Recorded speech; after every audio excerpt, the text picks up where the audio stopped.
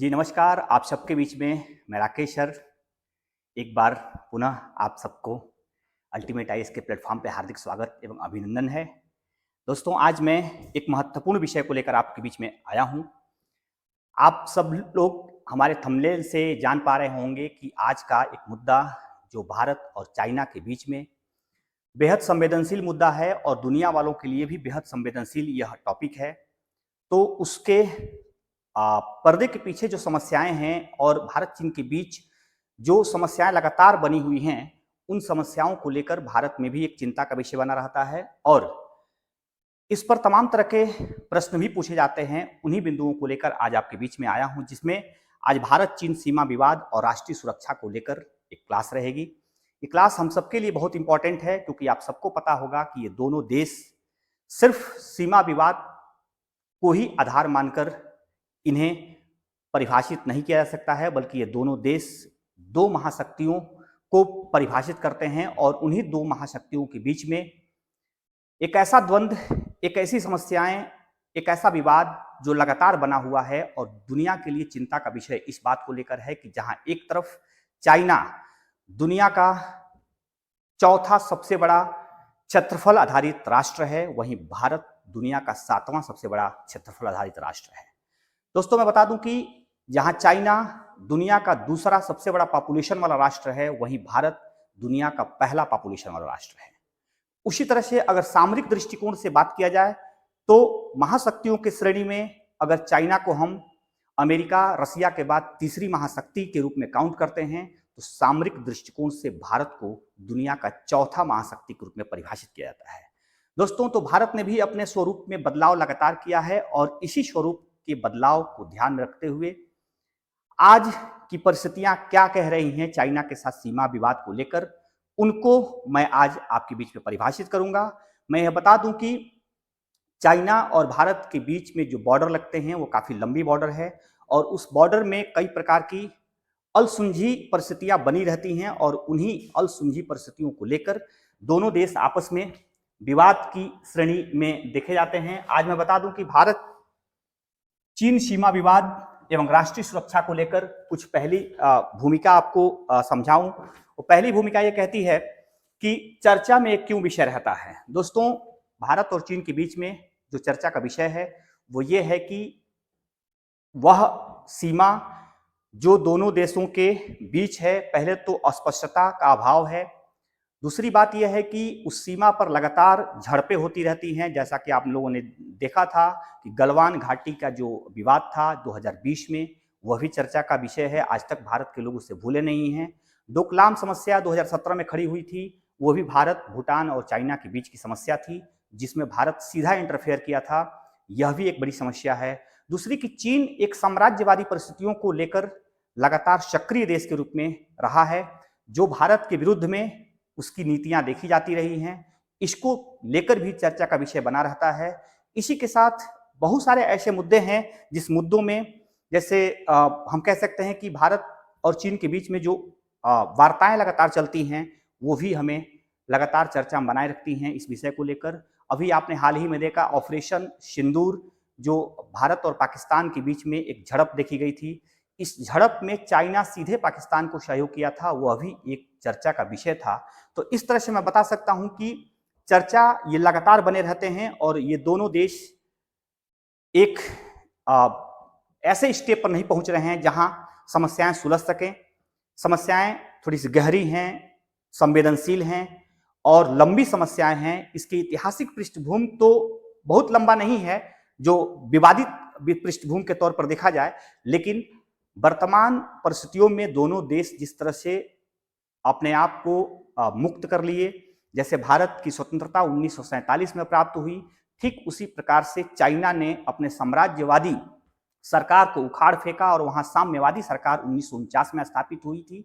और तब से लेकर भारत और चीन के बीच में किसी न किसी रूप में ये चर्चा परिचर्चा का विषय बना रहता है, क्योंकि उसके पहले माना जाता है कि दोनों देशों के बीच संबंध बहुत ही सॉफ्ट रहे थे, बहुत ही अच्छे रहे थे। मार्को पोलो से लेकर माओ त्से तुंग और तमाम तरह के लोगों ने भारत की यात्रा की और भारत से लोग चाइना गए और इन सभी विषयों को लेकर कभी दोनों देशों के बीच में विवाद नहीं रहा था। लेकिन दोनों देशों में नई सरकार आई जहां भारत अंग्रेजों से मुक्त हुआ, वहीं चाइना में राष्ट्रवादी सरकार को उखाड़ फेंका गया और वहां साम्यवादी सरकार की स्थापना हुई। और इसी के बाद दोनों देशों के बीच किसी न किसी रूप में चर्चाओं का दौर बना रहा। तो मैं आगे इसके बारे में बताऊंगा डिटेल। पहले ये जान लें कि भारत चीन संबंधों की का परिचय क्या है। परिचय यह है कि चीन एक तरह से 1949 में आजादी प्राप्त किया और उसके बाद वहां साम्यवादी सरकार का गठन हुआ। साम्यवादी सरकार, जिसे साम्राज्यवादी सरकार को उखाड़ फेंकने के बाद अवसर मिला चीन में एक तरह से कह सकते हैं कि शासन संचालित करने का, वही भारत पंडित नेहरू के नेतृत्व में अभी अपने प्रारंभिक दौर की अवस्था में था। इसी बीच में द्वितीय विश्व युद्ध समाप्त हुआ था और संयुक्त राष्ट्र संघ का इंटरफेयर पूरी दुनिया में बढ़ रही थी। संयुक्त राष्ट्र संघ में एक स्थान दिलाने में भारत की भूमिका बड़ी रही थी, जहां चाइना आज अस्थायी सदस्य है संयुक्त राष्ट्र संघ का। उस अस्थायी सदस्यता को पाने या तमाम तरह के जगहों पर चाइना को सपोर्ट करने में भारत की भूमिका बड़ी अच्छी देखी गई थी। शुरुआती दौर में मैं आपको बता दूं कि जब चाइना स्वतंत्र हुआ तो तत्काल चाइना और कोरिया के बीच में युद्ध हुआ था, जिसमें भारत ने चाइना को समर्थन दिया था। उसी के बाद तुरंत एक जापान में चाइना को लेकर बैठक हो रही थी। उस बैठक में भी भारत दूरी बनाए रखा, क्योंकि वह चाइना का मुद्दा पर चर्चा होनी थी, जिसके वजह से वहां भी चाइना को समर्थन देते हुए भारत दिखाई दिया था। भारत तब भी चाइना का समर्थन किया था जब तिब्बत के मुद्दे पर चाइनीज सेना तिब्बत में पहुंच चुकी थी। भारत मौन रखकर भी कहीं न कहीं समर्थन देने का काम किया था। भारत चाइना को तब भी समर्थन दिया जब पहली बार साम्यवादी सरकार का गठन हुआ चाइना में, और उस सरकार का समर्थन गैर साम्यवादी होने के बावजूद भी भारत ने चाइना को दिया था। ताइवान के बजाय चाइना का समर्थन किया था। तो कहीं ना कहीं ये माना जा सकता है कि चाइना को लगातार भारत का समर्थन मिलता रहा था। लेकिन समस्या ये आई कि जब चाइना भारत के बीच में सामान्य परिस्थितियों के बाद भी तिब्बत के मुद्दे को लेकर चाइना अपने आप यह महसूस कर लिया कि भारत इस समय तिब्बत के मुद्दे पर तिब्बत का समर्थन कर रहा है और चाइना का समर्थन नहीं कर रहा है। घटना यह है कि 1950-51 के दौरान चीन तिब्बत में प्रवेश कर गया और तिब्बत को हड़पने की नीति पर काम करने लगा। वहां की सेना, चाइना की सेना तिब्बत में तिब्बतियों को मारने पीटने लगी, तिब्बतियों को भगाने लगी या तिब्बतियों को अपना स्थापत्य स्वीकार करने के लिए लगातार दबाव बनाने लगी। उसी बीच तिब्बत के बहुत सारे लोग भारत भाग कर आना प्रारंभ किए थे और हिमाचल प्रदेश के धर्मशाला में लोगों को रहने का स्थान पंडित जवाहरलाल नेहरू की तरफ से प्रदान किया गया। यह विषय चाइना को बहुत पसंद नहीं था, फिर भी दोनों देशों के बीच संबंध बने रहे। 1950 में जहां चाइना के प्रधानमंत्री झाऊ एन लाऊ लाई और भारत के प्रधानमंत्री पंडित जवाहरलाल नेहरू दोनों ने मिलकर हिंदी चीनी भाई भाई का नारा बुलंद किया। उस नारे को और ज्यादा शक्ति मिली तब जब भारत और चीन के बीच में पंचशील प्रोग्राम तय हुआ। 1954 में भारत और चीन के बीच में ऐसा पंचशील प्रोग्राम था जिसमें 5 बिंदुओं पर दोनों देशों की काफी सहमति देखी गई थी। इसमें सबसे प्रमुख बिंदु था कि दोनों देशों के बीच संप्रभुता का ख्याल रखा जाएगा और किसी देश की संप्रभुता में कोई इंटरफेयर नहीं किया जाएगा। लेकिन जब तिब्बत को लेकर भारत तिब्बत के प्रति थोड़ी सी नरम रवैया अपनाया, तिब्बतियों को भारत में बसने, रहने, आने जाने का अवसर दिया, इसी विषय को लेकर चाइना ने यह मान लिया कि अब पंचशील प्रोग्राम के खिलाफ भारत काम कर रहा है और भारत यह हमारे संप्रभुता में इंटरफेयर कर रहा है और यही मतभेद भारत और चीन के बीच में पनपना प्रारंभ हो गया। दोस्तों मैं बता दूं कि 1959 में दलाई लामा जो तिब्बती धर्मगुरु हैं, 14वें दलाई लामा को भी चीन ने तिब्बत से खदेड़ दिया और वो भाग कर आए, भारत में शरण मांगे, भारत में उनको शरण दिया गया। यह चीन और भारत के बीच में कटुता का एक और विषय बन गया। और इसी तरह से मैं बता दूं कि 1962 में चाइना भारत पर आक्रमण किया। भारत पर यह आक्रमण एक ऐसा आक्रमण था जिसमें भारत इस आक्रमण के लिए तैयार नहीं था। भारत युद्ध की परिस्थितियों का अनुभव नहीं किया था और चाइना अकारण कह सकते हैं एक छोटी सी घटना को लेकर भारत पर सीधे हमला कर दिया, यह भी विषय मत बताऊंगा। लेकिन उससे पहले चाइना और भारत के बीच में जो विवादित क्षेत्र है उसको मैं आगे समझाने का प्रयास करूंगा। पहले आप ये जान लीजिए कि सीमा विवाद का राष्ट्रीय सुरक्षा से संबंध क्या है।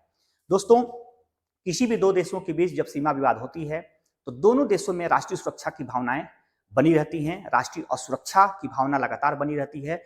भारत और चीन तो दो महाशक्ति के रूप में देश हैं और दोनों के बीच में अगर सीमा विवाद है तो निश्चित तौर पे दोनों देशों की आंतरिक सुरक्षा और बाह्य सुरक्षा दोनों के लिए खतरा बना हुआ है। क्योंकि आप सबको पता होगा कि दोनों देशों में अलग प्रकार की सरकारें काम करती हैं।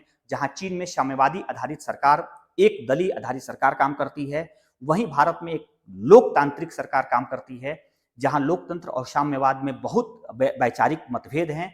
उसी को आधार बनाकर कहीं न कहीं ये सीमाओं का जो विवाद है वो सुलझ नहीं रहा है और दोनों देशों की राष्ट्रीय सुरक्षा पर, खासकर भारत की राष्ट्रीय सुरक्षा पर चीन का एक बहुत बड़ा प्रभाव देखा जाता है और इसी प्रभाव की वजह से भारत की राष्ट्रीय सुरक्षाएं कहीं न कहीं चिंता का विषय बनी रहती हैं। आपको पता होगा कि राष्ट्रीय सुरक्षा के मामले को लेकर हमारे पहले सीडीएस बिपिन रावत साहब ने कहा था कि हमें 2.5 फ्रंट पे लड़ने के लिए लगातार मजबूर होना पड़ रहा है। पहला फ्रंट यह है कि हमारा सबसे बड़ा दुश्मन अगर कोई है इस समय तो चाइना है, जैसा कि बिपिन रावत की मैं बात बता रहा हूं। चाइना हमारा पहला दुश्मन देश है। दूसरा दुश्मन देश हमारा पाकिस्तान है और आधे दुश्मन हमारे भारत के अंदर बैठे हुए हैं और इस तरह से हम कह सकते हैं कि भारत लगातार आंतरिक सुरक्षा और बाह्य सुरक्षा को लेकर 2.5 फ्रंट से लड़ाई लड़ रहा है। उसे 2.5 फ्रंट की संज्ञा दिया था उन्होंने।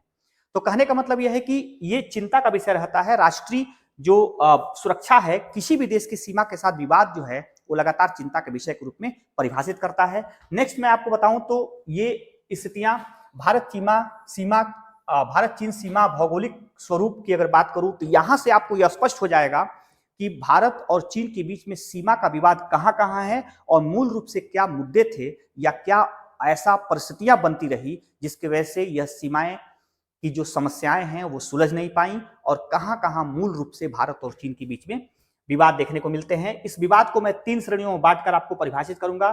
पहला, जो आपका ये पश्चिमी क्षेत्र है, वह पश्चिमी सीमा मूलतः लद्दाख से लगी हुई है और ये काफी विवादित क्षेत्र है क्योंकि ये अक्साई चीन आज चीन के कब्जे में है। क्योंकि आप सबको पता होगा 1962 की लड़ाई में यही क्षेत्र हम लोगों ने हमारी हार हुई थी और इसी क्षेत्रों पर चाइना ने कब्जा कर लिया था। आज वह कब्जा चीन के हाथों बना हुआ है। दूसरा जो विवादित क्षेत्र है या कह सकते हैं कि सामान्य विवादित क्षेत्र है, वह मध्य क्षेत्र है जिसमें हिमाचल प्रदेश और उत्तराखंड की सीमा लगती है चाइना के साथ और यह थोड़ा सा कम विवादित क्षेत्र माना जाता है क्योंकि यहाँ चीन का कोई सामान्य और सीधा दावा नहीं माना जाता है। सीधा दावा आपका लद्दाख क्षेत्र में है और सबसे बड़ा दावा और सबसे बड़ा मुश्किल का जो विषय है वो पूर्वी क्षेत्र है, जहां अरुणाचल प्रदेश पर चीन अपना दावा करता है और अरुणाचल प्रदेश के साथ लगने वाली जो मैकमोहन लाइन है, जिसे 1914 में शिमला समझौते के द्वारा इन चीन, तिब्बत और भारत के बीच में इस सीमा विवाद को सुलझाने का काम किया गया था। वह हेनरी मैकमोहन जो एक अंग्रेज व्यक्ति थे, उन्होंने चाइना को निमंत्रण दिया था, यहां तक कि तिब्बत को भी निमंत्रण दिया गया था और भारत तथा तिब्बत के बीच में सीमाओं को सुलझाने के लिए इस निमंत्रण में चीन भागीदार नहीं बना। तिब्बत और भारत के बीच में यह तय किया गया कि ये मैकमोहन लाइन के उस पार तिब्बत की सीमा रहेगी और ये भारत की संप्रभुता रहेगी। मैं बता दूं कि भूटान से लेकर और म्यांमार तक जो लाइन आपको दिख रही है ये मैकमोहन लाइन है और मैकमोहन लाइन भारत चीन के बीच में सीमा क्षेत्र है, सीमा रेखा है। लेकिन ये सामान्य तौर पर विवादित है क्योंकि तवांग घाटी एक अरुणाचल प्रदेश का हिस्सा है, तवांग जिला में पड़ता है। उस तवांग घाटी बौद्धों के लिए, खासकर तिब्बती बौद्धों के लिए बहुत ही पवित्र स्थल माना जाता है। उस पवित्र स्थल का भारत में होने के रूप में यह चीन दावा करता है कि एक जमाने में हमारा क्षेत्र वहां हुआ करता था और तिब्बती तथा चाइनीज बौद्धिस्ट लोग जाकर वहां अपनी पूजा अर्चना और अपने आस्था के रूप में पहुंचने का कार्य करते थे।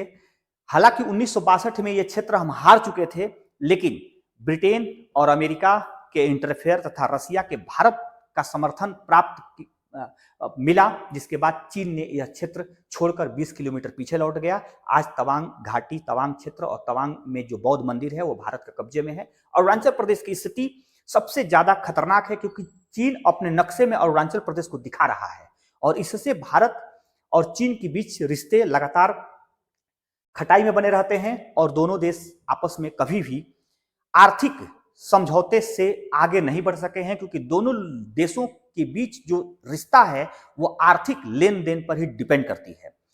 दोनों देश लाभ के लिए आर्थिक रूप से जुड़े हुए हैं, राजनीतिक संबंध बहुत अच्छे नहीं हैं, भौगोलिक संबंध लगातार विवादित है सीमाओं की वजह से।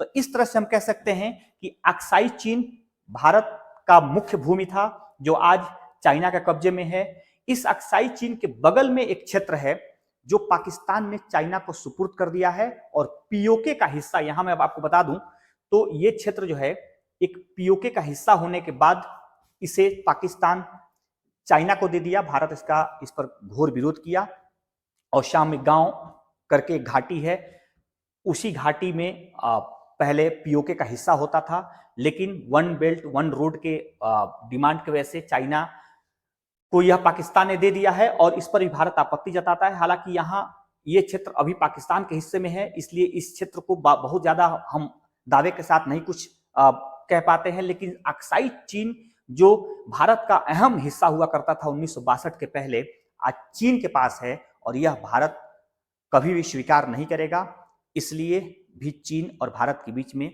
रिश्ते नाजुक दौर में देखे जाते हैं। मैं बता दूं कि 3488 किलोमीटर की लंबी सीमा चीन और भारत के बीच में एक ऐसी सीमा है जो दुनिया भर के विवादित सीमाओं में सबसे ज्यादा पॉपुलर या कह सकते हैं सबसे ज्यादा चिंतित दिखने वाली सीमाओं में इसको शामिल किया जाता है। दोस्तों मैं बता दूं कि इसके बाद आप जब समझने का प्रयास करेंगे तो एक महत्वपूर्ण भूमिका यह है कि सीमा विवाद की ऐतिहासिक पृष्ठभूमि क्या है। उसके ऐतिहासिक पृष्ठभूमि को मैं बताऊं तो आप देख रहे हैं कि मैकमोहन रेखा जो 1914 में शिमला समझौते के द्वारा चिन्हित किया गया था, उसे ब्रिटिश काल की अस्पष्ट सीमांकन नीति है, उसे चाइना नहीं मानता है और चाइना नहीं मानता है इसलिए भारत और चीन के बीच में विवाद है। एक तो समस्या यह है, दूसरी यह है कि 1949 के बाद चीन की नीति 1949 के बाद चीन की नीति सामान्य तौर पर भारत के अगर पक्ष में बात करूं तो शुरुआती दौर में भारत के साथ बहुत अच्छा उसकी नीति थी, उसकी पॉलिसी बहुत अच्छी थी क्योंकि 1949 में वो तुरंत का तुरंत स्वतंत्र हुआ था। और चाइना जब स्वतंत्र हुआ था, यहाँ पे थोड़ा सा उसका इतिहास में बता दूं कि चाइना में 2 क्रांतियां हुई हैं।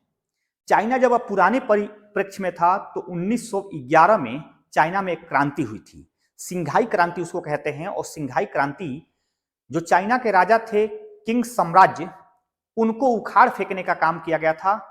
चाइनीज विद्रोही लोगों ने, चाइनीज स्वतंत्रता की मांग करने वाले लोगों ने और रिपब्लिकन ऑफ चाइना के नाम से एक आंदोलन का नेतृत्व करके वहां किंग साम्राज्य को उखाड़ फेंका गया था। और चाइना में 1911 में 10 अक्टूबर 1911 को एक सरकार गठित की गई। लगातार वो सरकार काम करते हुए चली आ रही थी, लेकिन फिर साम्यवादियों का एक नेतृत्व मिला और साम्यवादियों के नेतृत्व ने अपने ही देश के साम्राज्यवादी सरकार को उखाड़ फेंका और 1949 में पीपुल रिपब्लिकन ऑफ इंडिया के नाम से पीपुल रिपब्लिकन ऑफ चाइना के नाम से एक ऐसी सरकार का गठन किया गया जो सरकार आज दुनिया भर में साम्राज्यवादी नीतियों को तय करती है। और जो चाइना की सरकार थी जिसे रिपब्लिकन ऑफ चाइना कहा गया, वह सरकार भागकर ताइवान में जाकर शरण ली और आज चीन की सीमा से दूर समुद्र में फार्मोसा द्वीप पर स्थित ताइवान जो देश है, वह देश चाइना का मूल सरकार है, जो लोकतांत्रिक सरकार है। ताइवान और भारत के बीच अच्छे रिश्ते देखे जाते हैं। वही सरकार है जहां ताइवान में जाकर शरण ली हुई है, जो चाइना में 1949 से पहले सरकार का संचालन करती थी। लेकिन साम्यवादी क्रांति हुआ 1949 में, जिसे लाल क्रांति के नाम से जाना जाता है। वह क्रांति चाइना में अपने ही देश की साम्राज्यवादी और एक तरह से कह सकते हैं अपने देश की एक सरकार को उखाड़ फेंकी और वहां पे साम्राज्यवादी सरकार की स्थापना की। चाइना की सरकार, जो साम्यवादियों के नेतृत्व में वह सरकार गठित हुई। तो एक तरह से कह सकते हैं कि 1949 में जो चीन की नीति आई, वह भारत के साथ समरसता स्थापित करने वाली नीति थी, लेकिन सबसे बड़ा दोष यह था कि जो चाइनी सरकार थी, नई सरकार थी, वह अपने प्रारंभ काल से ही साम्राज्यवादी नीतियां स्थापित कर ली। और साम्राज्यवादी नीतियों के अंतर्गत कोई देश अगर काम करता है तो उसका हमेशा विचार रहता है कि मैं अपने देश का विस्तार करूं, अपने देश का उपनिवेश दूसरे देशों तक फैलाऊं, अपने देश का प्रभाव कई देशों तक जमाऊं। क्योंकि आप सबको पता होगा कि चाइना और चाइना की नीति 1949 से लेकर आज तक उसी प्रकार से बनी हुई है। एक घटना मैं बता रहा हूं, बराक ओबामा अमेरिका के जब राष्ट्रपति थे तो चाइना के राष्ट्रपति के साथ एक वार्ता में शामिल थे, और चाइना के राष्ट्रपति से बराक ओबामा साहब ने कहा था कि देखिए, आप भी एक महत्वपूर्ण देश के रूप में दुनिया में पहचाने जा रहे हैं और हम भी दुनिया के एक महत्वपूर्ण देश के रूप में पहचाने जाते हैं। अब दोनों देशों के बीच में एक बराबरी का भागीदारी हो और उसी के तहत दुनिया का नेतृत्व हो। तो उस समय अर्थात लगभग 2009-10 की बात है, उस समय वहां की सरकार ने कहा था कि अमेरिका से कि अगर आप मेरे साथ बराबरी की भागीदारी दिखाना चाहते हैं तो आइए हम दोनों लोग इस रूप में बराबर का भागीदार होते हैं जहां आधी दुनिया आपकी हो जाए और आधी दुनिया मेरी हो जाए। मतलब इस चाइना की मानसिकता को दर्शा रहा था कि चाइना साम्राज्यवाद को लेकर कितना उत्सुक है, कितना एक तरह से कह सकते हैं कि उत्तेजित है, जिसमें बराक ओबामा साहब ये बात सुनकर एक तरह से सहम गए और तभी यह मान लिया था कि चीन के साथ किसी भी प्रकार से बराबरी की न कोई समझौता हो सकता है और न ही चाइना के साथ कोई राजनीतिक संबंध स्थापित किए जा सकते हैं। तो चाइना की मंशा जो है 1949 से लेकर आज तक जैसे कि तैसी बनी हुई है, लेकिन भारत लगातार चाइना के साथ अपने संबंधों को बनाए रखने का कई बार प्रयास किया। प्रधानमंत्री नरेंद्र मोदी से लेकर पहले प्रधानमंत्री पंडित जवाहरलाल नेहरू तक के बीच लगातार वार्ताएं देखी गई थी, लेकिन इन सभी वार्ताओं के विफल होने के साथ भारत यह मान कर चलता है कि चाइना के साथ अच्छे संबंध नहीं हो सकते हैं, व्यापारिक संबंध के आगे और कोई संबंध चाइना के साथ स्थापित नहीं हो सकते हैं। तो दोस्तों मैं बता दूं कि 1962 का भारत चीन युद्ध के बाद यथास्थिति जो बनी हुई है वो क्या है, वह यह है कि दोनों देश अपने अपने क्षेत्रों में लगातार काम कर रहे हैं। 1962 के बाद एलएसी जब नई सीमा आई, उसी सीमा के उस पार चाइना अपने इंफ्रा को मजबूत कर रहा है। भारत प्रारंभ में तो आर्थिक तरक्की वाला देश नहीं माना जाता था, आर्थिक स्टेबिलिटी नहीं थी, इकोनॉमिकल स्टेबिलिटी नहीं थी, जिसकी वजह से बहुत सीमाओं पर काम नहीं कर सका। लेकिन इस समय भारत बहुत मजबूती से काम कर रहा है। चाइना की सीमा पर भारत लगातार इंफ्रास्ट्रक्चर को बढ़ा रहा है, सड़कें बना रहा है, पुल पुलिया का निर्माण कर रहा है, एयरपोर्ट बना रहा है और तमाम तरह के सैनिक साजो सामान और सैनिकों के लिए प्रोटेक्ट करने वाली कई तरह के आयाम वहां स्थापित हो रहा है। यह भी एक भारत और चीन के बीच में विवाद है, क्योंकि जब तक चीन इंफ्रास्ट्रक्चर बना रहा था उसको लगता था कि कोई विवाद भारत खड़ा नहीं करेगा या भारत के पास वह स्थिति नहीं बनेगी कि भारत भी इतनी लंबी सीमाओं पर सड़कें बना सकें या साजो सामान की स्थापना कर सके। लेकिन जब से भारत सरकार सक्रिय होकर इस काम को कर रही है, चाइना लगातार यह मान कर चल रहा है कि भारत चाइना के खिलाफ कुछ रणनीतिक शुरुआत कर लिया है और उसी रणनीतिक शुरुआत को चाइना मानकर भारत के साथ रिश्ते अच्छा नहीं रखा हुआ है। यह भी एक बहुत बड़ा मुद्दा है। नेक्स्ट मैं बात करूं आपको तो वास्तविक नियंत्रण रेखा एलएसी क्या है। दोस्तों एलएसी चाइना और भारत के बीच में एक ऐसी अस्पष्ट और विवादित सीमा है जिसे चाइना स्वीकार नहीं करता है। हालांकि भारत भी कई क्षेत्रों में यह सीमा स्वीकार नहीं किया हुआ है, क्योंकि यह ऐसा सीमा है जिसे भारत कभी माना ही नहीं। हालांकि भारत नियंत्रण रखता है, अपनी सेनाओं को नियंत्रित रखता है उस सीमा के आसपास में, लेकिन कभी भी उस एक्चुअल सीमा को स्वीकार करने के लिए संपूर्ण सहमति नहीं दिखाई। कभी कभी बीच में यह बात सामने आती है कि भारत सरकार एलएसी को वास्तविक सीमा मानने के लिए तैयारी कर रही है, लेकिन ऐसा कुछ देखने को नहीं मिला है, क्योंकि चाइना की जो रवैया है उससे तो एकदम स्पष्ट है कि कभी भारत एलएसी को अपनी सीमा स्वीकार करेगा तो निश्चित तौर पे अक्साई चीन भारत से हमेशा दूर चला जाएगा। अरुणाचल प्रदेश में भी समस्याएं दिखाई देंगी और चीन के प्रभुत्ता को स्वीकार करना भारत के लिए खतरे के सिवाय कोई और एक तरह से कह सकते हैं कि समस्या परिस्थितियां नहीं बनेंगी। इसलिए भी भारत हमेशा एक तटस्थता की नीति के साथ सतर्कता की नीति को बनाए रखता है। और इसी तरह से मैं बता दूं कि एलएसी की अवधारणा क्या है, लाइन ऑफ एक्चुअल कंट्रोल, जो 1962 के बाद भारत और चाइना के बीच में सीमा का निर्धारण किया गया, उसे लाइन ऑफ एक्चुअल कंट्रोल कहते हैं। 1962 में युद्ध के बाद 1963 में दोनों देशों के नेताओं और राजनेताओं के बीच में बैठक हुई और इसी के बाद यह तय हुआ कि जहां सेनाएं अक्टूबर 1962 के पहले थी वहां चली जाए। अरुणाचल प्रदेश में तो चाइना ने स्वीकार कर लिया कि हमारी सीमाएं जहां हमारी सेनाएं पहले थी वहां चली जाएंगी, लेकिन अक्साई चीन की तरफ नहीं माना और अक्साई चीन एक तरह से कह सकते हैं हड़प लिया। और तब से लेकर भारत और चाइना के बीच में एलएसी का मामला आज भी अस्पष्ट है और दोनों देशों के बीच विवादित दिखाई देता है। सीमांकन न होने की समस्या, निश्चित तौर पर सीमांकन न होने की समस्या ऐसी है जिसकी वजह से आज भी चाइना और भारत के बीच में विवाद देखे जाते हैं, सीमाओं के विवाद देखे जाते हैं। जब किसी देश के सीमा का स्पष्ट निर्धारण नहीं होता है तो यह समस्याएं लगातार बनी रहती है और चाइना और भारत के बीच में तो हिमालय, काराकोरम और ऊंची ऊंची पहाड़ियों तथा दुर्गम क्षेत्र और ग्लेशियर होने के कारण यह परिस्थितियां और विकट और एक तरह से भयावह रहती हैं, क्योंकि कुछ मौसम ऐसे होते हैं जिसमें बर्फ से पूरी सीमाएं ढक जाती हैं, अस्पष्टता की स्थिति बनी रहती है।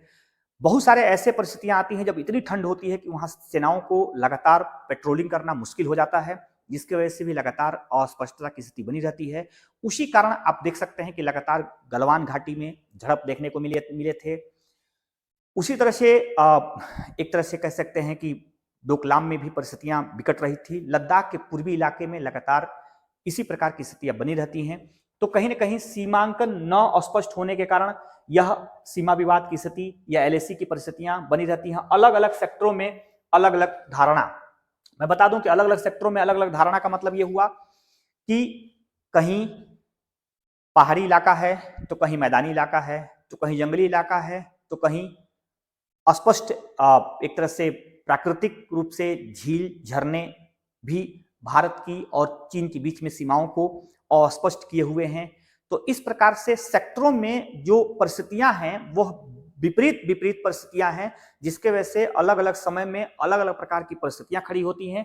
तो इस तरह से कह सकते हैं कि उसकी धारणाएं बिल्कुल अस्पष्ट हैं। एलएसी और अंतरराष्ट्रीय सीमा में अंतर क्या होता है दोस्तों? एलएसी तो केवल भारत और चीन के बीच में जो सीमा है उसको कह सकते हैं line of actual control. LAC जो है कि एक अस्वीकार्य सीमा है जिस पर कानूनी मान्यता नहीं है और अंतरराष्ट्रीय देशों का भी कोई मान्यता नहीं है।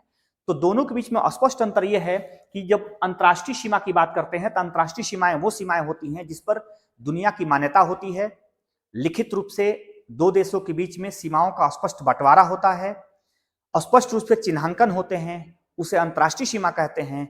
और एलएसी जो है वह लाइन ऑफ एक्चुअल कंट्रोल की जो स्थितियां बनती है वहां दोनों देशों के सैनिक सिर्फ कंट्रोल में हैं।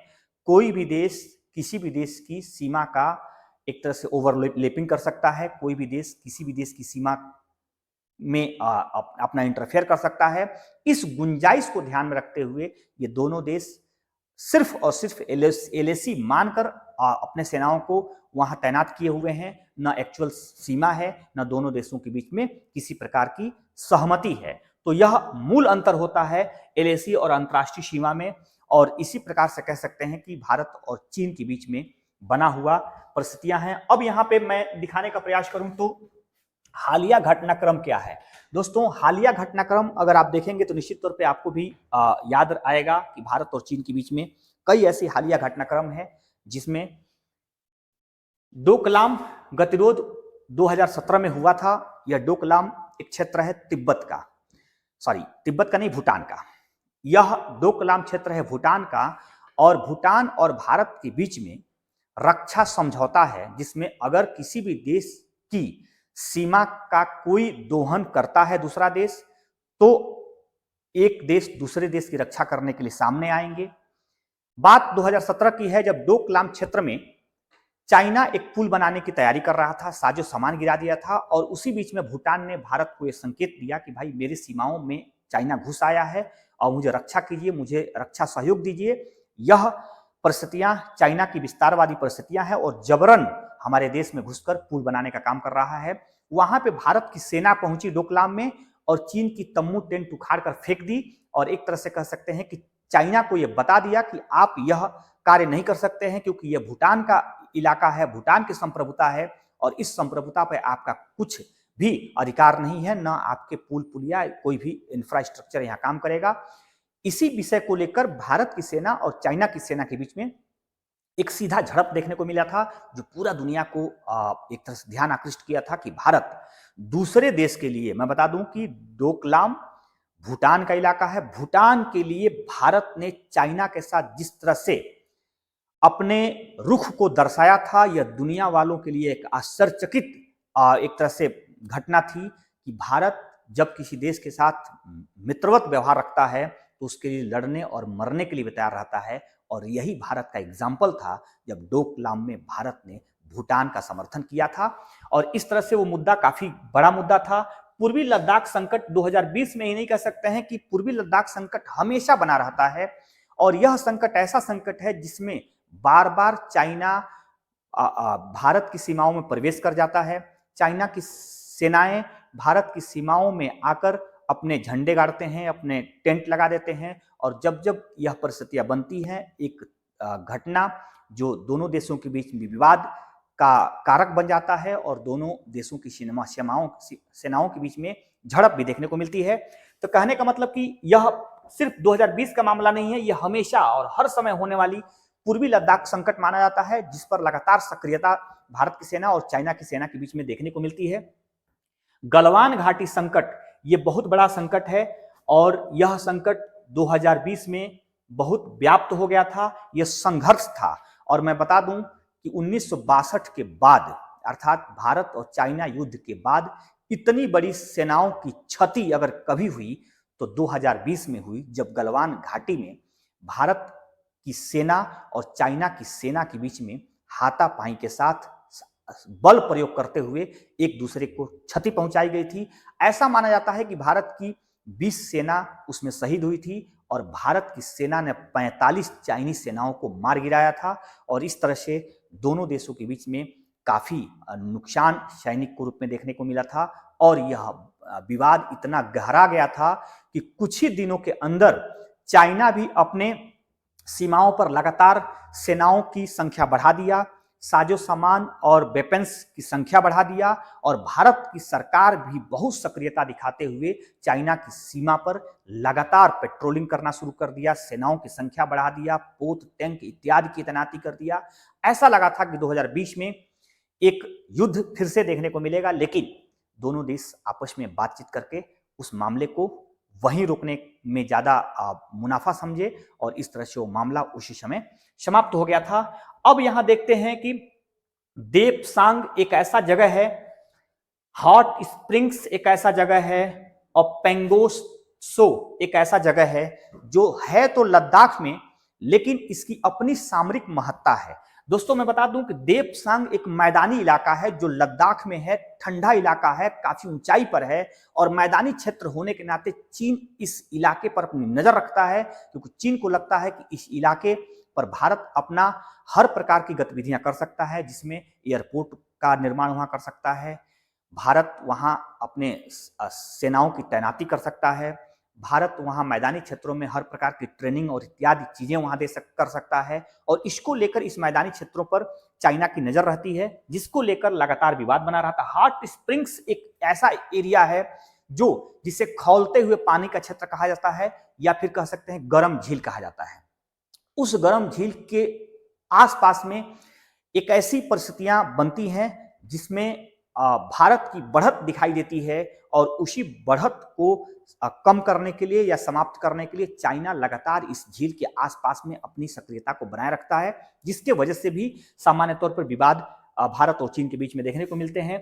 पेंगोत्सोंग ये भी एक झील है और इस झील के होकर एलएसी निकलती है। यह झील कभी बड़ी दिखाई देती है, कभी छोटी हो जाती है, इस झील के बीच से एलएसी निकलती है, जिसकी वजह से सीमाओं का स्पष्ट एक तरह से कह सकते हैं कि कोई जगह नहीं दिखाई देती है।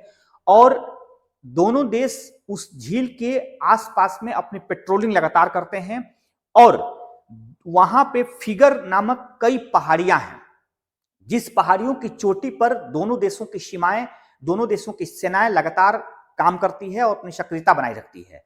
उन चोटियों को लेकर जहां भारत चोटी नंबर 8 तक अपनी आधिपत्य मानता है, वहीं चाइना चोटी नंबर 4 तक अपनी आधिपत्य को मानता है, जिसको लेकर हर बार वहां पेंगोस त्योंग में लगातार एक तरह से कह सकते हैं चाइना और भारत के बीच में विवाद देखने को मिलते हैं। यह विवाद तब भी ज्यादा बढ़ गया था जब भारत का इंफ्रा वर्क वहां लगातार हो रहा था। भारत अपने सीमाओं की सुरक्षा के लिए सड़कों का निर्माण कर रहा है। ऑल टाइम वेदर सड़कें वहां लगातार बनाने का प्रयास हो रहे हैं।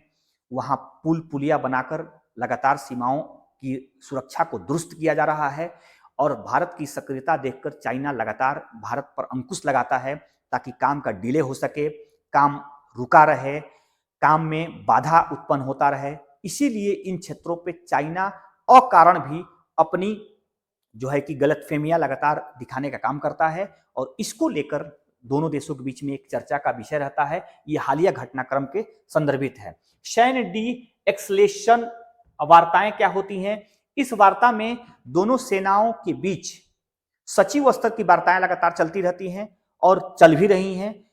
दोनों देशों की सीमाओं का निपटारा, विवादों का निपटारा हो सके। सीमा विवाद एक ऐसा विवाद है जो लगातार सैनिक स्तर से लेकर राजनीतिक स्तर तक सुलझाने का प्रयास होते हैं और इसी को हम वर्तमान हालिया घटनाक्रम से जोड़कर आपको इसमें उल्लेखित किए हैं।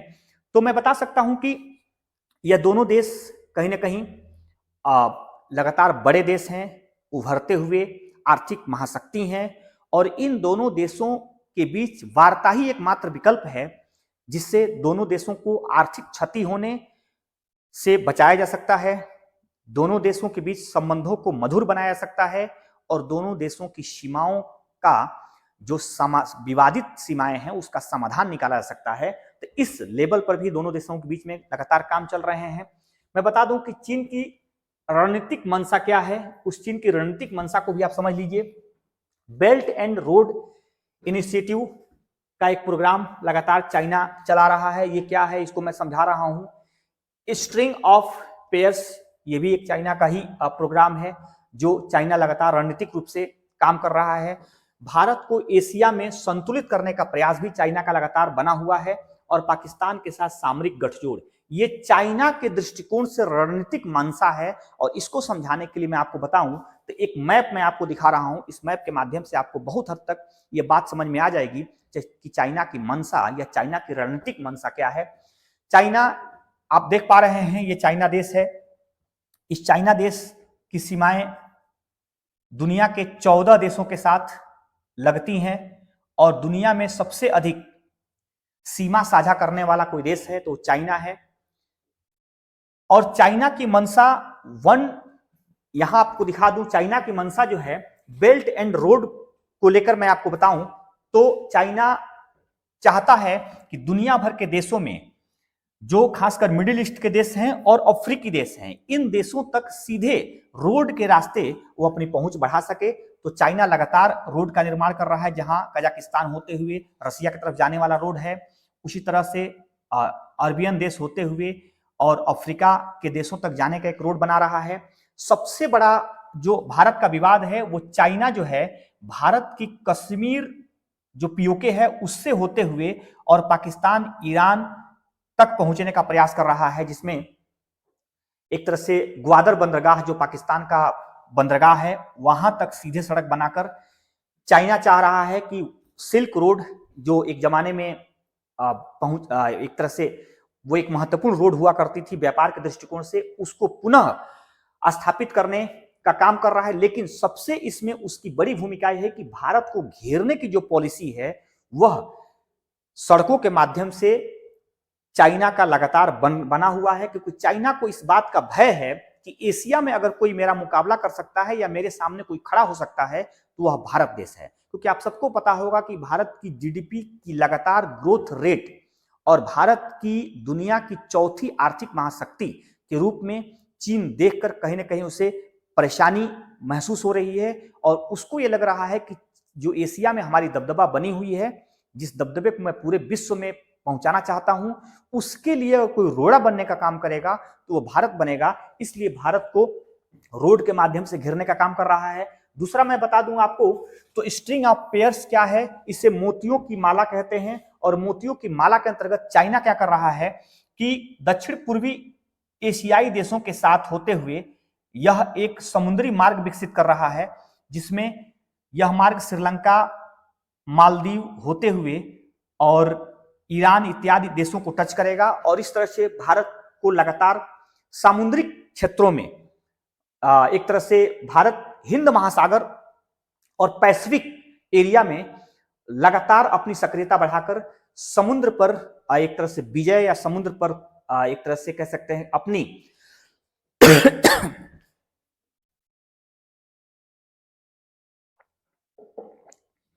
समुद्र पे अपनी प्रतिस्पर्धा को बनाए रखने का काम कर रहा है, समुद्र पे अपनी एक तरह से पकड़ बनाए रखने का काम कर रहा है। और इसी के विरोध में भारत चाइना के खिलाफ भी कुछ अपनी रणनीति तैयार कर रखा है। मैं यही बता दूं आपको कि चाइना के खिलाफ रणनीति क्या है कि भारत माला परियोजना के अंतर्गत भारत भी चाइना के बॉर्डर पर, हालांकि भारत के पूर्वी इलाके में चाइना की बॉर्डर पर तेज गति से रोड बनाए जा रहे हैं, जिससे भारत चाइना का जवाब देने में सक्षम हो सके। इसी तरह से चाइना मुंबई और से लेकर और पूरी मिडिल ईस्ट होते हुए रूस के मॉस्को तक एक उत्तर दक्षिण व्यापारिक गलियारे का निर्माण कर रहा है, जिसमें मिडिल ईस्ट के देश ईरान, एक तरह से कजाकिस्तान, उज्बेकिस्तान, तर्किस्तान और इससे होते हुए रसिया के मॉस्को तक एक व्यापारिक क्षेत्र बनाने का प्रयास लगातार भारत की तरफ से हो रहा है। जिसमें आपको पता होगा कि ईरान में भारत ने बंदरगाह भी एक तरह से समझौता के द्वारा प्राप्त कर लिया है।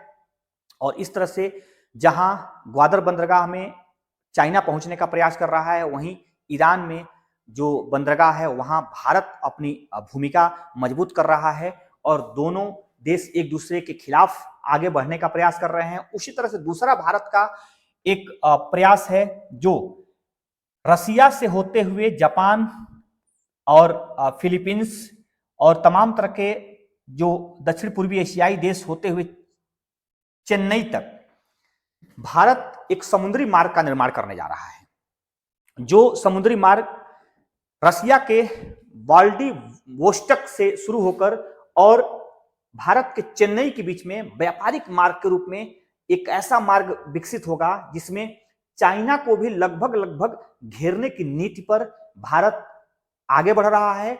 और भारत अपने व्यापार को विस्तृत करने के लिए तथा व्यापार के दौरान जो लॉजिस्टिक एक तरह से खर्चे होते हैं उसको कम करने के लिए दक्षिण पूर्वी एशियाई देशों के साथ भारत अपनी भूमिका को और मजबूत करना चाह रहा है। उसी को लेकर और चाइना के प्रभाव को के खिलाफ भारत भी अपनी मजबूत पकड़ बनाए रखने के प्रयास में लगातार इस कार्य को कर रहा है।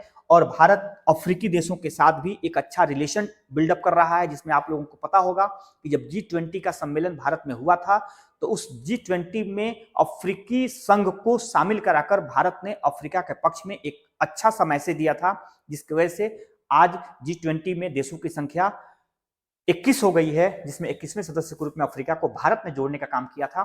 तो यहां मैं आपको इस बात को लेकर समझाया हूं कि जहां चाइना अपने साम्राज्यवादी नीति को लेकर भारत के खिलाफ लगातार रणनीति तैयार कर रहा है, भारत की बढ़ती प्रभाव को कम करने का प्रयास कर रहा है, आर्थिक रूप से भारत को कमजोर करने का प्रयास कर रहा है, वहीं भारत चीन की मंशा को समझते हुए भविष्य की एक तरह से कह सकते हैं भविष्य की समस्याओं को समझते हुए भारत लगातार चीन के उस काट में अपने प्रयास को लगातार धार दे रहा है। जहां भारत चीन की मंशा के खिलाफ भारत अपने प्रभाव को बनाकर एशिया और विश्व के देशों तक अपनी जो दबदबा है उसको बनाए रखे और अपनी आर्थिक मजबूती को भी बनाए रखे और विश्व गुरु का जो एक तरह से सम्मान है उसे भी भारत प्राप्त करना चाहता है और इसी सम्मान को लेकर भारत भी लगातार अपने आर्थिक ताकत और सामरिक ताकत को बढ़ाने में लगा हुआ है।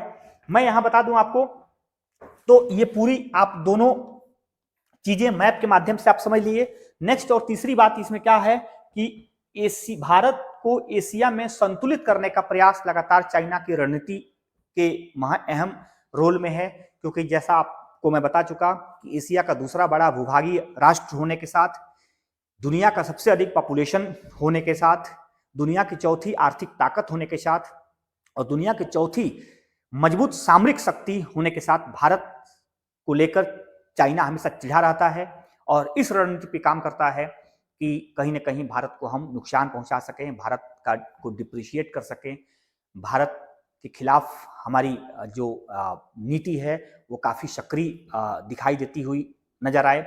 और इसी को लेकर ये संतुलन के रूप में भारत को संतुलित करने का प्रयास चीन की तरफ से होता रहा है। और पाकिस्तान के साथ सामरिक गठजोड़, जैसा कि आप सबको पता होगा कि एक व्यक्ति के दो दुश्मन आपस में दोस्त होते हैं, उसी तरह से भारत का दुश्मन चाइना भी और भारत का दुश्मन पाकिस्तान भी ये आपस में दोस्ती कर रखे हैं। खासकर चाइना पाकिस्तान को सामरिक जो सहयोग है वो बहुत ही बड़े प्रभाव के रूप में कर रहा है। हाल ही में जैसा कि मैं पहले बताया हूं कि ऑपरेशन सिंदूर के समय अंदर से चाइना ने जो पाकिस्तान को सहयोग किया था वो बहुत बड़ा सहयोग था। हथियारों से लेकर एक तरह से कह सकते हैं कि साइबर अपराध तक भारत में बढ़ाने का काम उस समय चाइना की तरफ से हो रहा था और कई प्रकार के सहयोग, आर्थिक सहयोग भी देने का काम किया गया, सामरिक सहयोग भी देने का काम किया गया पाकिस्तान को। खैर, पाकिस्तान पूरी तरह से परास्त हुआ, पाकिस्तान की हेकड़ी निकल गई भारत के सामने। पाकिस्तान लगातार एक तरह से हरास महसूस किया और अंततः भारत ने अपनी दबदबा साबित करते हुए एशिया में अपने प्रभाव को और उच्च करने का काम किया और एशिया में भारत के प्रभाव को और बढ़त मिली। हालांकि दुनिया में भारत के प्रभाव के बढ़त को देखा गया था। यह ऑपरेशन सिंदूर भारत के लिए सिर्फ 4 दिवसीय युद्ध ही नहीं था, बल्कि भारत के प्रभाव को दुनिया में प्रदर्शित करने का एक अच्छा सा मौका था, जिसे भारत ने खूब अच्छे से बुनाया था। तो इस प्रकार से कह सकते हैं कि ये पूरी जो चारों स्टेप है, यह चीन की रणनीतिक संबंध को या चीन की रणनीतिक मंशा को प्रदर्शित कर रहा है।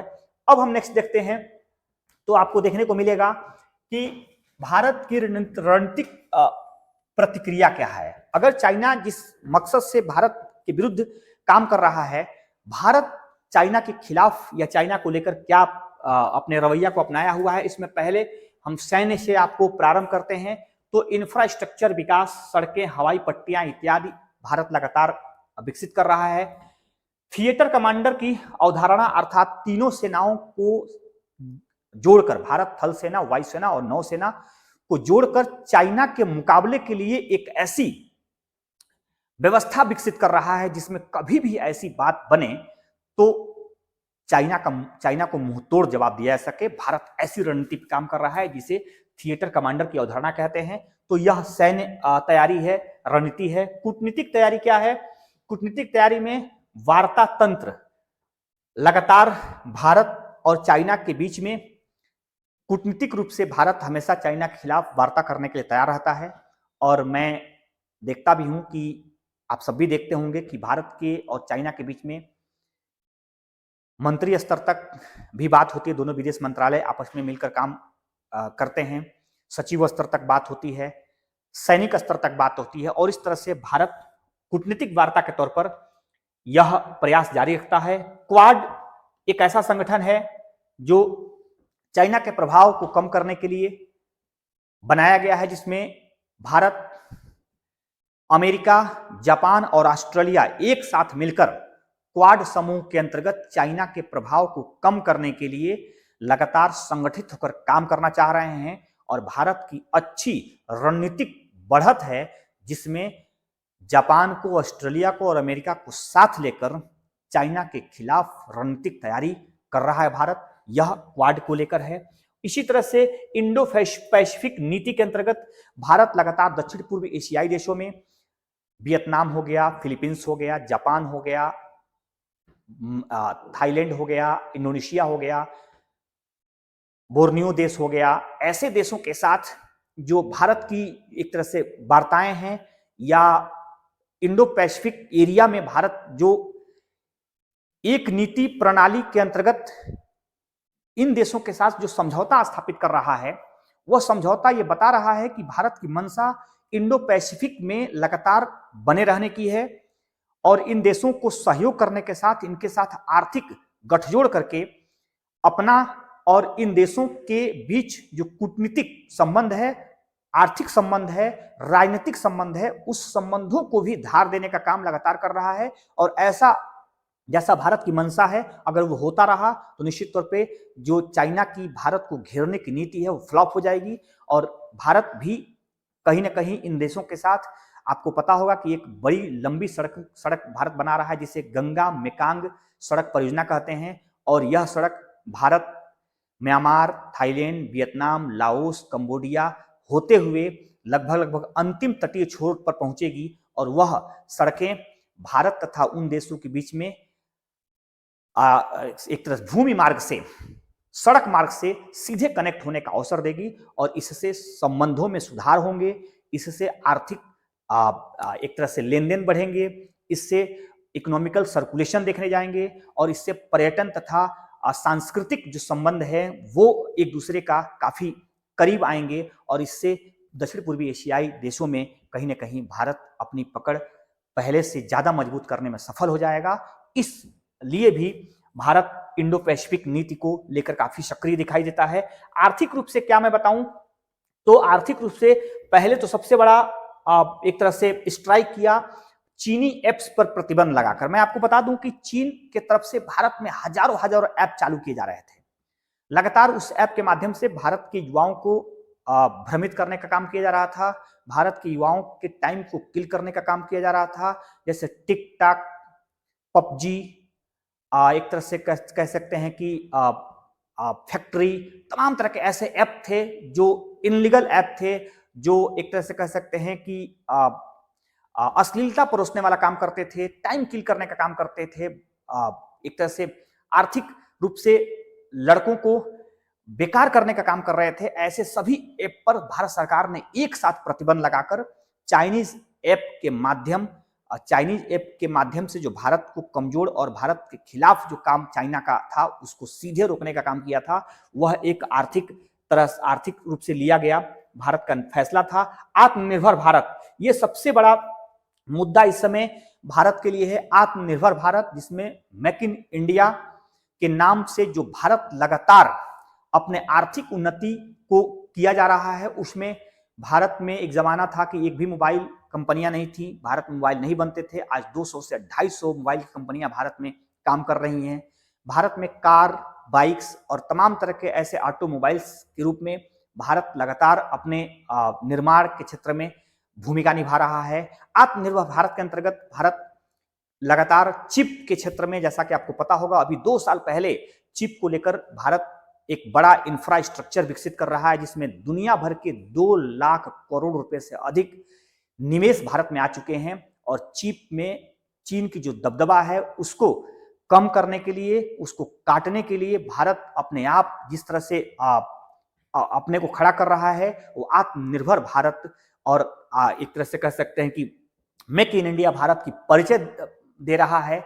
और इसको लेकर इलेक्ट्रॉनिक मार्केट हो या फिर कपड़े का मार्केट, टेक्सटाइल मार्केट हो या फिर डिफेंस का मार्केट हो या भारत स्पेस का मार्केट हो, इसमें भारत इतनी तरक्की कर रहा है कि चाइना के लिए एक तरह सबक भी है और भारत के लिए एक अवसर भी है। आप सबको बता दूं कि भारत में इसरो नाम के एकमात्र एजेंसी थी जो स्पेस के दुनिया में काम करती थी। आज भारत में 10 से अधिक ऐसे प्राइवेट स्पेस एजेंसियां काम कर रही हैं जो आने वाले 2 वर्षों में अपना रिजल्ट देना शुरू कर देंगी। और इसी उम्मीद के साथ भारत की सरकार लगातार आत्मनिर्भर भारत को जो मान्यता दे रही है और बहुत सारी ऐसी चाइनीज जो प्रभाव है भारत में, उससे आत्मनिर्भर भारत के अंतर्गत कम करने का प्रयास हो रहा है। यह भारत की एक अच्छी कूटनीति है, भारत की एक अच्छी आर्थिक स्ट्राइक है जो लगातार भारत तरफ से देखे जा रहे हैं। अंतर्राष्ट्रीय आयाम क्या कहता है, इस पर आपकी नजर होना चाहिए। अंतर्राष्ट्रीय आयाम के अंतर्गत मैंने पहला स्लाइड दिया है। अमेरिका चीन प्रतिस्पर्धा में भारत की भूमिका। दोस्तों, भारत कभी प्रतिस्पर्धा को स्वीकार नहीं किया है, क्योंकि आपको पता होगा कि भारत लगातार न चाइना के पक्ष में कभी देखने को पूरी तरह से अपने झुकाव को रखा, न कभी अमेरिका के पक्ष में रखा। हालांकि जब शीत युद्ध का दौर था, जिसमें अमेरिका और रसिया दोनों आपस में शीत युद्ध को लेकर लगातार सक्रिय थे, उस समय भी भारत भूत निरपेक्ष के अंतर्गत तटस्थता की नीति अपनाकर काम कर रहा था। आज रसिया की आर्थिक स्थिति कमजोर होने के साथ जो रसिया का स्थान था आर्थिक रूप से, वो आज चाइना ले लिया है। तो चाइना और अमेरिका के बीच में जो प्रतिस्पर्धा है, उसके बीच में भारत सिर्फ इतना अपना संबंध बना रखा है, जिसमें अमेरिका के साथ भी लगातार आर्थिक रूप से काम कर रहा है और चाइना के साथ भी आर्थिक रूप से काम कर रहा है। यहां तक कि अमेरिका के साथ कुछ ज्यादा काम कर रहा है, क्योंकि अमेरिका लोकतांत्रिक देश है। अमेरिका के साथ राजनीतिक भागीदारी चाइना की भारत की बढ़ रही है, अमेरिका के साथ आर्थिक भागीदारी भारत की बढ़ रही है, अमेरिका के साथ सामरिक भागीदारी भी भारत की बढ़ रही है। लेकिन चाइना के साथ उसी तटस्थता के अंतर्गत सिर्फ और सिर्फ आर्थिक भागीदारी का सहयोग मिल रहा है एक तरह से भारत और चाइना के बीच में। तो कह सकते हैं कि अमेरिका और चाइना के बीच में जो प्रतिस्पर्धा है, उसमें भारत अपनी भूमिका को तटस्थ रखने के साथ आर्थिक लाभ को लेकर ही दोनों देशों के संबंधों में इंटरफेयर करता है। भारत एक ऐसा देश है जिसमें अमेरिका के साथ क्वाड एक तरह से सहयोग संगठन बढ़ाता है, वहीं चाइना के संघाई शिखर सम्मेलन में भी हिस्सा लेता है, संघाई सहयोग मंच पर भी उसकी भागीदारी है। चाइना के साथ ब्रिक्स सम्मेलन होते हैं, उस चाइना, भारत, रसिया जैसे देश मिलकर जो ब्रिक्स एक तरह से संगठन बनाए हैं, उसमें भी भारत है। तो कहीं ना कहीं भारत एक ऐसा संतुलन स्थापित करने का प्रयास कर रहा है जिसमें भारत का हित उसमें सर्वोपरि हो, भारत अपने हित को लेकर मजबूती से दिखाई दे, उपस्थिति अपने दर्ज रखे। इसमें चाइना और अमेरिका के बीच प्रतिस्पर्धा से भारत का कोई लेन देन नहीं है। भारत अपने आप में एक प्रतिस्पर्धी देश के रूप में अपने आप को खड़ा कर रहा है, अपने विकास को आगे बढ़ा रहा है, जिसमें हम सब लगातार आत्मनिर्भर भारत के रूप में देख पा रहे हैं। रूस की संतुलनकारी भूमिका, अब अगर अंतर्राष्ट्रीय रूप से देखा जाए तो रूस की संतुलनकारी भूमिका इसलिए भी है क्योंकि रूस एक साम्यवादी देश के रूप में अपने आप को प्रतिस्थापित करता है। रूस और चाइना के बीच में सीमा विवाद होने के बावजूद भी अच्छे संबंध देखे जाते हैं। रूस भारत के साथ भी अच्छा संबंध रखता है और चाइना के साथ भी अच्छा संबंध रखता है। जरूरत पड़ने के हिसाब से भारत के साथ संबंधों को लगातार प्रदर्शित भी करता रहा है रूस, और चाइना के साथ भी जरूरत पड़ने पर चाइना और रूस के संबंधों को प्रदर्शित करने का काम किया है रूस ने। संघाई शिखर सम्मेलन में आपने देखा कि रूस के राष्ट्रपति व्लादिमीर पुतिन साहब लगातार संघाई में समय गुजारे थे। चीन के राष्ट्रपति के साथ उनकी सक्रियता देखने को मिली थी। भारत के प्रधानमंत्री श्री नरेंद्र मोदी जी भी वहां उपस्थित थे। तीन बड़े दुनिया के नेताओं की जो तिकड़ी है, वो दुनिया देखकर एक तरह से नए तरह का गठजोड़ की उम्मीद कर रही थी। हालांकि ऐसा कुछ नहीं था, क्योंकि ये तब तक संभव नहीं होगा जब तक चीन और भारत के बीच में सीमा विवाद रहेंगे। तो ये तिकड़ी जो दुनिया की तीन महाशक्तियों की देखी गई थी संघाई में, वह तिकड़ी सिर्फ एक मंच पर दिखाई दिया था। सामान्य तौर पर यह स्थितियां है कि रसिया भारत के साथ भी उसी तरह का रिश्ता बनाया हुआ है और रसिया चीन के साथ भी उसी प्रकार का रिश्ता बनाया हुआ है, क्योंकि इस समय रसिया को सबसे अधिक आर्थिक ताकत की जरूरत है और रसिया यूक्रेन के साथ पिछले 3-3.5 वर्षों से युद्ध में लगातार बना हुआ है, जिससे उसकी आर्थिक ताकत बेहद कमजोर होती जा रही है। और इस आर्थिक ताकत को ध्यान में रखते हुए दो दुनिया के बड़े परचेजिंग पावर वाले कंट्री के साथ रसिया संतुलन बनाकर रखता है, क्योंकि आप सबको पता होगा कि चाइना की बड़ी आबादी एक बड़ी परचेजिंग पावर को संकेतित करती है और भारत की दुनिया में सबसे बड़ी आबादी भी भारत को सुपर पावर और सुपर परचेजिंग पावर वाले देश के रूप में परिभाषित करता है। और आप सबको पता होगा कि जहां रसिया यूरोपियन कंट्री को तेल, गैस इत्यादि भेज रहा था, जिससे रसिया को कुछ फायदे हो रहे थे, जब यूक्रेन के साथ युद्ध शुरू हुआ तो रसिया का तेल या गैस लेना यूरोपियन देश बंद कर दिए। उस समय रसिया तनाव में आ गया था और उसी समय भारत को ये एक तरह से ऑफर दिया था कि अगर भारत मुझसे तेल, पेट्रोल इत्यादि गैस लेना प्रारंभ करेगा तो हम सस्ते रेट पर तेल को पेट्रोल देंगे, भारत को पेट्रोल देंगे, गैस देंगे, और वो भी रूबिल में देंगे, इंडियन रुपीज में देंगे, डॉलर से पहले हम चाहेंगे तो अपने रुपीज में भी दे सकते हैं और सस्ते देंगे। इसी को लेकर देखे होंगे कि भारत ने खूब तेल की खरीदारी की रसिया के साथ। हम मिडिल देशों के साथ तेल खरीदने के बजाय रसिया से तेल खरीदना शुरू किए। हम कई जगह भंडारण बना लिए और इस तरह से ये रसिया की नीति रही है। जब चीन के साथ भी उसी प्रकार के रिश्ते को बनाकर रखता है और भारत के साथ भी उसी प्रकार के रिश्ते को बनाकर रखता है। लेकिन सामरिक दृष्टिकोण से बात करें तो थोड़ा सा चीन के साथ कम और भारत के साथ ज्यादा रसिया का झुकाव देखने को मिलता है, क्योंकि रसिया भारत का एक विश्वस्त देश रहा है, ट्रस्टी पार्टनर रहा है। जैसा कि हमारे प्रधानमंत्री जी व्लादिमीर पुतिन का भारत आने के बाद ट्रस्टी पार्टनर के रूप में उनकी संज्ञा दिया था। तो हर परिस्थितियों में टेस्ट किया हुआ पार्टनर है रसिया। तो हम रशिया के ऊपर किसी प्रकार से कोई मतभेद नहीं रख सकते हैं, कोई कह सकते हैं जो है मतभेद नहीं रख सकते हैं, मनाभेद नहीं रख सकते हैं। तो कहीं ना कहीं रसिया भारत के साथ अच्छा संबंधों में रहता है, तो संतुलनकारी भूमिका में है। पड़ोसी देशों पर प्रभाव और अंतर्राष्ट्रीय आयाम में पड़ोसी देशों पर प्रभाव की स्थिति अगर बात करें तो नेपाल और भूटान के साथ भारत का बहुत अच्छा रिश्ता रहा है। खुली अंतर्राष्ट्रीय सीमाएं ये बताती हैं कि नेपाल के साथ भी भारत की कितनी अच्छी रिश्ते हैं, और भूटान के साथ भी खुली सीमाएं बताती हैं कि भूटान के साथ कितना भारत का अच्छा रिश्ता है। भारत के दो पड़ोसी ऐसे हैं जिसमें भूटान के साथ तो बिल्कुल किसी प्रकार का विवाद नहीं है, लेकिन नेपाल के साथ थोड़ी सी विवाद देखने को मिला है पिछले दिनों। वह आंशिक विवाद है। उस विवाद को लेकर नेपाल और भारत के बीच रिश्ते को खराब करते हुए नजरियों से हम नहीं देख सकते हैं, लेकिन ये जरूर बता सकते हैं कि नेपाल और भारत के बीच में रिश्ता बहुत ही अच्छा है, बहुत ही शानदार है, बहुत ही सुखद है। और भूटान के साथ तो कोई जवाब ही नहीं है।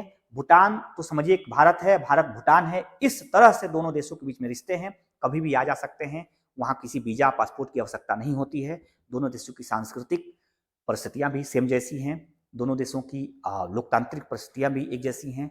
अलग विषय है कि वहाँ आंशिक रूप से राजशाही है, लेकिन शासन की परिस्थितियों में खूब ढंग से लोकतंत्र वहाँ काम करता है। भारत में भी उसी प्रकार की परिस्थितियां हैं, जहां भूटान में 25% से अधिक आबादी हिंदू है, वहीं 75% के समथिंग बौद्धिस्ट लोग वहां रहते हैं। और भारत की परिस्थिति आप सबको पता है। तो दोनों देश को लेकर अगर बात करें तो बड़े अच्छे रिश्ते हमारे हैं, किसी प्रकार की बहुत गहरी समस्या नहीं है। और इसी को लेकर भारत इन दोनों पड़ोसी देशों के साथ एक अच्छा रिश्ता बनाए रखने का प्रयास भी करता रहा है। अब देखें कि भारत की राष्ट्रीय सुरक्षा पर प्रभाव इसका क्या पड़ सकता है। दोस्तों, भारत की राष्ट्रीय सुरक्षा हमेशा से सर्वोपरि रही है। भारत अपने सभी 7 स्थलीय पड़ोसी देश और तमाम जलीय पड़ोसी देशों के साथ रिश्ते बनाने का हमेशा तत्पर रहा है। आपको पता होगा कि हमारे देश में कई बार सभी पड़ोसी देशों को निमंत्रण देकर भारत ने हमेशा विश्व बंधुत्व की जो परिभाषा है उसको परिभाषित करने का काम किया है, उसको विश्व बंधुत्व को प्रतिस्थापित करने का काम किया है। आपको पता होगा 2014 में जब प्रधानमंत्री जी शपथ ले रहे थे तो उस समय अपने सभी पड़ोसी देशों के राष्ट्राध्यक्ष, शासनाध्यक्षों को आमंत्रित किया था, उन लोगों ने आए भी थे। तो भारत की पड़ोसी फर्स्ट की जो पॉलिसी है वो पहले से ही लगातार काम करती हुई चलती आ रही है। और ये परिस्थितियां भारत की तरफ से तो दिखाई देती हैं या भारत की तरफ से बताने का प्रयास होता है, लेकिन भारत के पड़ोसी देशों की जो मंशा है वो भारत के साथ ठीक न होने के नाते हमारी आंतरिक सुरक्षा और बाह्य सुरक्षा में भेद देखे जाते हैं और राष्ट्रीय सुरक्षा पर एक उसका बुरा प्रभाव देखने को मिलता है। जैसे क्षेत्रीय अखंडता की चुनौती। दोस्तों, क्षेत्रीय अखंडता तब कायम रहती है जब पड़ोसी देशों के साथ रिश्ते अच्छे रहते हैं। हमारा पाकिस्तान के साथ रिश्ता अच्छा नहीं है, चाइना के साथ तो रिश्ता बहुत पहले से अच्छा नहीं है, हमारा बांग्लादेश के साथ भी रिश्ते बहुत अच्छे नहीं देखे जा रहे हैं, इस समय तो काफी खराब देखे जा रहे हैं। बीच में श्रीलंका के साथ भी हमारे रिश्ते अच्छे नहीं दिखाई दिए थे, यहाँ तक कि मालदीव भी हमारे रिश्तों के साथ लगातार नाजुक दौर से में था। दूसरी तरफ म्यांमार की बात करें तो म्यांमार में सैन्य शासन होने के साथ भारत और म्यांमार के बीच में भी रिश्ते बहुत ही सामान्य हैं, बहुत गहरे नहीं हैं, बहुत अच्छे नहीं हैं। तो कहीं ना कहीं क्षेत्रीय अखंडता तभी बनी रह सकती है जब सभी देशों के साथ अच्छे रिश्ते हों। यह संभव नहीं हो पाया है, जिसकी वजह से हमारी राष्ट्रीय सुरक्षा पर इसका प्रभाव देखने को मिलता है। सैन्य तैयारियों पर दबाव जो है, जब राष्ट्रीय सुरक्षा की बात होती है तो सैन्य तैयारियों पर दबाव बने रहते हैं। सैनिकों की संख्या में बढ़ोतरी की जाती है, सैनिकों के साजो सामान में बढ़ोतरी की जाती है, वेपन्स का निर्माण किया जाता है, तमाम तरह के बड़े बजट सेनाओं पे खर्च किए जाते हैं। जो राष्ट्र के विकास में काम आना चाहिए वह सेना के तैयारी में हम लगाते हैं, जो नो निवेश वर्ग के रूप में हम उसको देख पाते हैं। तो कहीं ना कहीं हम कह सकते हैं कि सैन्य तैयारियों पर हमारा खर्च ज्यादा बढ़ता है, हमारा दबाव बना रहता है, हमारे जीडीपी, हमारी बजट पर एक विशेष प्रकार का दबाव बना रहता है। और यह सिर्फ इसलिए है क्योंकि हमारी राष्ट्रीय सुरक्षा खतरे में है, और राष्ट्रीय सुरक्षा को खतरा महसूस करते हुए हम इस काम को लगातार करते हैं। रक्षा बजट और संसाधनों का आवंटन भी हम लगातार इसी क्रम में करते रहते हैं, क्योंकि रक्षा बजट, आप सबको पता होगा कि भारत की रक्षा बजट 6 लाख करोड़ रुपया से ऊपर की है, और ये 6 लाख करोड़ रुपया हर साल हम रक्षा पे खर्च करते हैं, जिसमें रक्षा में रिसर्च से लेकर रक्षा में निर्माण तक का काम हम लगातार कर रहे हैं। और इसी को लेकर भारत में अब पनडुब्बियां, पोत, फाइटर विमान, कई तरह के वेपन्स, मिसाइल्स तमाम तरह के बनाए जा रहे हैं। और ये सिर्फ इसलिए हम लगातार इस पर काम कर रहे हैं क्योंकि हमारी राष्ट्रीय सुरक्षा हमारे लिए बहुत महत्वपूर्ण है, और राष्ट्रीय सुरक्षा संवेदनशील परिस्थितियों से गुजर रही है। इसलिए हम कह सकते हैं कि हम इस काम को लगातार करते जा रहे हैं।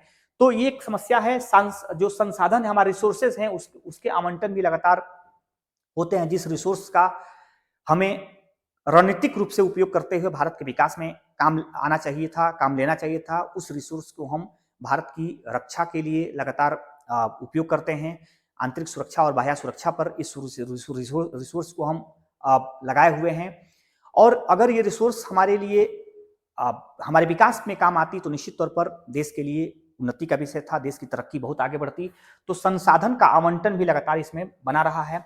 साइबर और अंतरिक्ष सुरक्षा आयाम, मैं बता दूं कि साइबर क्राइम इस समय बहुत बड़ा एक चैलेंजेस हो गया है, जिसमें साइबर स्पेस की दुनिया में और अंतरिक्ष स्पेस, इंटरनेट जो है कि स्पेस की दुनिया में इस समय जो लगातार बढ़त देखने को मिल रही है, उस पर भारत न चाहते हुए भी उसमें लगा हुआ है। साइबर स्पेस में कई तरह की भारत तैयारियां कर रहा है। आप सबको पता होगा कि चाइना साइबर स्पेस में एक बहुत मजबूत देश है, जो भारत के ऊपर लगातार साइबर आक्रमण करके, लगातार साइबर अटैक कराकर भारत को हर क्षेत्र में, मेडिकल सेक्टर हो, वेपन्स का सेक्टर हो, या फिर राजनीतिक सेक्टर हो, इसमें कहीं ना कहीं घुसपैठ करने का प्रयास करता है, जिसके विरोध में भारत अपनी तैयारी कर रहा है। और भारत में लगातार साइबर स्पेस में काम करने के लिए आगे बढ़ते हुए हम भारत को देख पा रहे हैं। तो साइबर और अंतरिक्ष सुरक्षा, आपको पता होगा कि लोग बता रहे हैं कि इस समय अगर दुनिया में युद्ध हुआ तो धरती पर युद्ध ना होकर अंतरिक्ष का युद्ध होगा, सामने का युद्ध ना होकर साइबर युद्ध होगा। और उसकी तैयारी समय के साथ बदलते तैयारी के रूप में एक नए बदलाव की तरफ बढ़ना पड़ रहा है। और यह भी किसी भी देश की तैयारी के लिए एक नाजुक दौर माना जाता है, एक विकट परिस्थिति मानी जाती है। भारत भी इन्हीं विकट परिस्थितियों और नाजुक दौर का सामना कर रहा है, जिसमें साइबर क्राइम को रोकने और साइबर सुरक्षा के लिए काम करने के लिए भारत लगातार मजबूर है, कर भी रहा है। और अंतर्राष्ट्रीय स्पेस की दुनिया में जो लगातार प्रतिस्पर्धा चल रही है, उसमें भारत भी अपनी बढ़त को बनाए रखना चाह रहा है, क्योंकि दुनिया किस करवट कब बदलेगी, ग्लोबलाइजेशन की दुनिया में और डिजिटलाइजेशन की दुनिया में दुनिया कब करवट बदल सकती है और किस रूप में अपने आप को खड़ा कर सकती है, उससे निपटने के लिए किसी भी देश के लिए एक बड़ी चुनौती होती है। उस चुनौती को महसूस करते हुए भारत अपनी तैयारी को आगे बढ़ा रहा है। मैं बता दूं कि आंतरिक सुरक्षा पर अप्रत्यक्ष प्रभाव क्या है। आंतरिक सुरक्षा पर अप्रत्यक्ष प्रभाव यह है कि हमारे बजट का एक एक्सेस हिस्सा आंतरिक सुरक्षा पर काम कर रहा है। हमारे देश की तैयारियों में सबसे महत्वपूर्ण तैयारी आंतरिक सुरक्षा को लेकर मानी जाती है। हमारे देश में बहुत सारे संसाधनों का दोहन आंतरिक सुरक्षा की वजह से हो रहा है। हमारे देश के बहुत सारे मैन पावर का उपयोग हम आंतरिक सुरक्षा को बनाए रखने के लिए कर रहे हैं।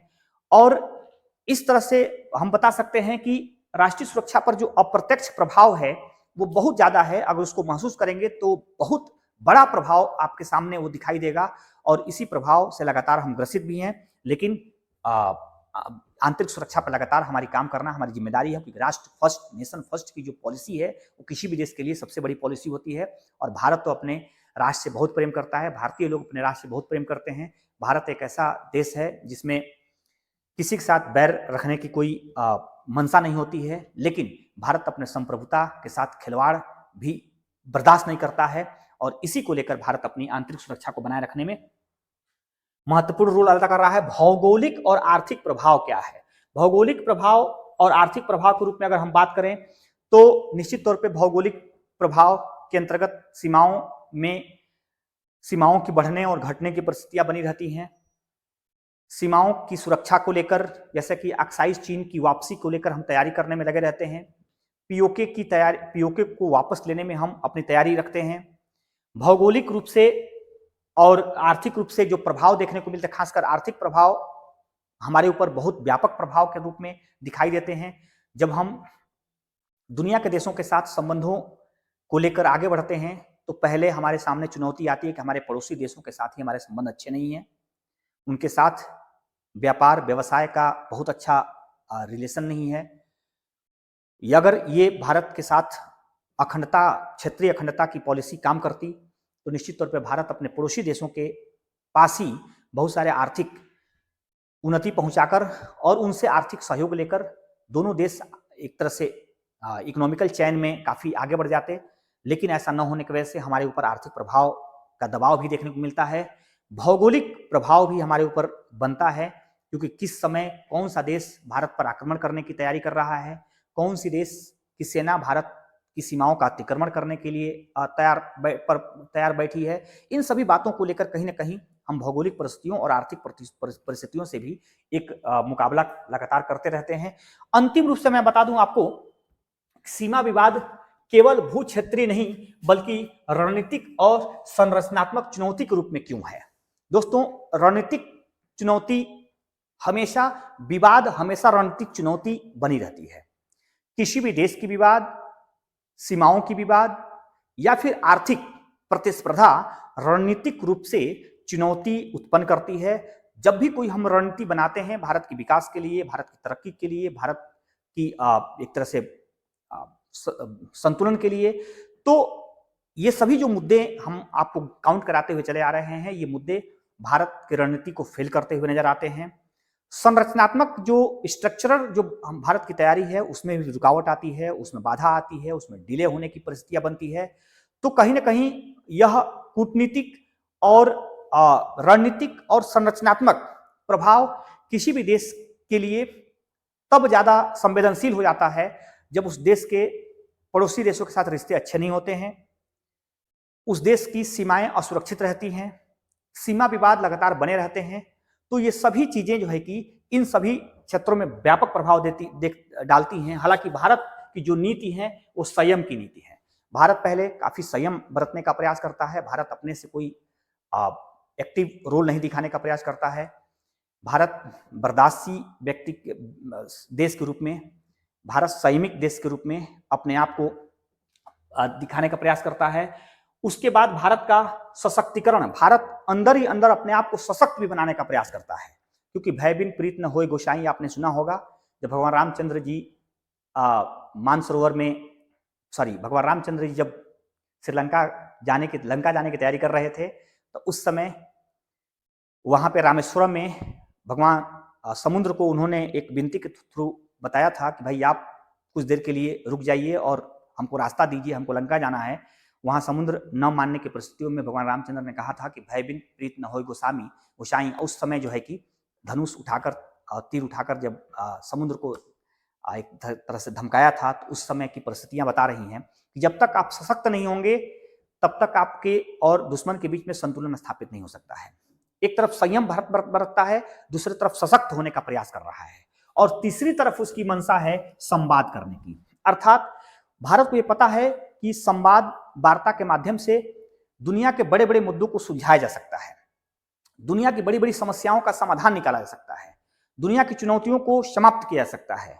इस तरह से भारत जो है कहीं ना कहीं इन तीनों फॉर्मूले को, संयम को, सशक्तिकरण को और संवाद को बनाए रखने का लगातार प्रयास करता है। और यही प्रयास भारत दुनिया के देशों के साथ भी बनाए रखने का प्रयास करता है, और चाइना के साथ भी भारत इसी पॉलिसी के अंतर्गत अपने कार्य को कर रहा है।